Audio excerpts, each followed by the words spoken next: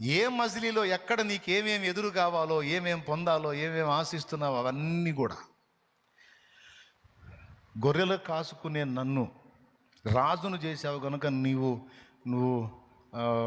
గుడారంలో ఉంటావు, నాకు ఇష్టం లేదు ప్రభువా, నీ కోసం మందిరం కట్టాలనుకుంటున్నానని దావీదంటే, అవునా కడతావా మందిరం? నువ్వు కాదులే కానీ మీ అబ్బాయి కడతాడులే, నీలో నుండి వచ్చే నీ కుమారుడు నాకు మందిరం కడతాడని దావీదుకు చెప్పాడు. అంటే కొడుకుని సిద్ధపరిచాడు, కొడుకు కట్టే మందిరాన్ని కూడా, దానికి కావలసిన సరుకులు కూడా దావీదుకు ముందే ఏర్పరిచాడు. ముందే ముందే ముందే ముందే ముందే ముందే డిసైడ్ అయిపోయింది కృపలో నీకు నిత్య జీవం. ముందే డిసైడ్ అయిపోయింది కృపలో నీకు కావలసిన అవసరాలకు సహాయము ముందే డిసైడ్ అయిపోయింది, నిర్ణయించబడింది. ఎందుకంటే నువ్వు కృపలో ఉన్నావు. దేవునికి స్తోత్రం కలుగును గాక. హల్లెలూయా. హాస్టల్లో ఉన్న వాళ్ళకి పొద్దున, మధ్యాహ్నం, సాయంత్రం 3 పూట్ల ఫుడ్ వాళ్ళే రెడీ చేసినట్టు దేవుని బడిలో ఉన్న నీకు, నాకు, మనకి సమస్తాన్ని నా తండ్రి సిద్ధపరిచే ఉంచాడు.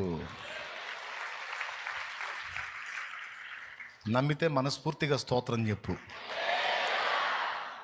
పొందుకుంటావా? ఇప్పటికే చాలా పొందానన్నా, ఇక ముందు కూడా పొందుతానన్నోళ్ళు చేతులు ఎత్తండి. సందేహం లేదుగా. మరి కలవరం దేనికి? ఇంకా దిగులు దేనికి? కన్నీళ్లు దేనికి? చెప్పు. పాలుగాకి లోకం నిందించిన ఏకాకి వై నీవు రోదించిన, పర్వాలు ముగిసేనులే, ఆనంద గీతాలు పాడేవులే.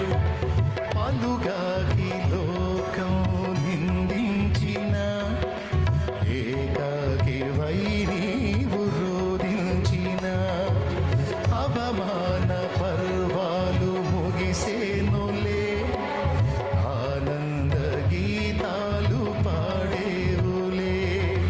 నవ్వినోళ్ళంత నీ ముందు తలను వంచేరు ఇక ముందు, నవ్వినోళ్ళంత నీ ముందు తలను వంచేరు ఇక ముందు. ఉందిలే దీవెనా ఎందుక వేదన, పొందిన యాతన దేవుడే మరచునా. కన్నుల జారిన కన్నీళ్ళు తడిపెను దేవుని పాదాలు, ఇప్పటి నుండి నీ కళ్ళు చూచును దేవుని కార్యాలు. నీ కన్నుల జారిన కన్నీళ్ళు తడిపెను దేవుని పాదాలు, ఇప్పటి నుండి నీ కళ్ళు చూచును దేవుని కార్యాలు. దేవునికి స్తోత్రం. వీటన్నిటితో పాటు నీ పక్షమున జరిగిన అన్యాయమునకు దేవుడు తీర్చే తీర్పులకు కూడా ఆ నిర్ణయ కాలం రావాలి. మొత్తానికి ఉంటుంది సినిమా. ఎవడికి చూపించే సినిమా వాడికి చూపిస్తాడుగా, ఎవడిని వదిలిపెట్టడు. నవ్వేవాడిని నవ్వని, వెటకారం చేసేవాడిని చేయని, తిట్టేవాడిని తిట్టని, దూషించేవాడిని దూషించని, అవమానంగా మాట్లాడేవాడిని మాట్లాడని. ఎడికి పోతారు? ఎంతకాలం పోతారు? మన పక్షమున ప్రతీకారము చేయుటకు దేవుని బలమైన బాహు ముందే చాపబడి ఉన్నది. అది కూడా ముందే సిద్ధపరచబడి ఉంది.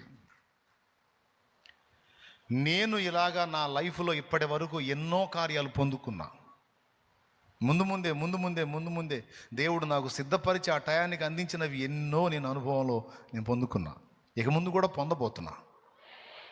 దేవునికి స్తోత్రం. ఇలా దేవుడు సిద్ధపరిచేటువంటి శ్రేష్టమైన ఈవులన్నిటితో పాటు అవసరాన్ని బట్టి కొన్నిసార్లు కొన్ని విధములైన శ్రమలను కూడా మన జీవితంలోకి అనుమతిస్తాడు, మన మేలు కోరి. అవి తీరిన తరువాత మనం పొందవలసినటువంటి దాన్ని మనకు అందేటట్టు దేవుడు చేస్తాడు. కాబట్టి కలవరాన్ని తీసేయండి. దేవుడు నిర్ణయించిన నిర్ణయ కాలంలో నేను అన్నీ పొందుకుంటాను, మా నాన్న నన్ను ప్రేమిస్తున్నాడు, మా నాన్న నా కోసం అన్నీ ముందే సిద్ధపరిచి ఉంచాడు, నాకు కలవరం లేదు అనగలవ.